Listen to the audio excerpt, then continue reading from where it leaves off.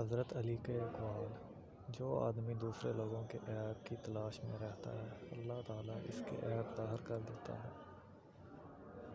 حضرت علی: اچھے لوگ کا تمہاری زندگی میں آنا تمہاری قسمت ہوتی ہے اور انہیں سنبھال کر رکھنا تمہارا ہنر۔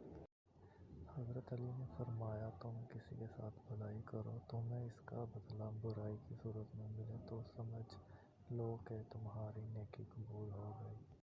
حضرت علی: نماز کی فکر اپنے اوپر فرض کر لو، خدا کی قسم دنیا کی فکر سے آزاد ہو جاؤ گے اور کامیابی تمہارے قدم چومے گی۔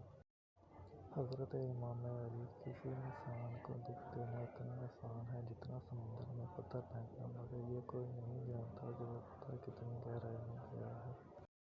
حضرت علی: محبت سب سے کرو لیکن اس سے اور بھی زیادہ کرو جس کے دل میں تمہارا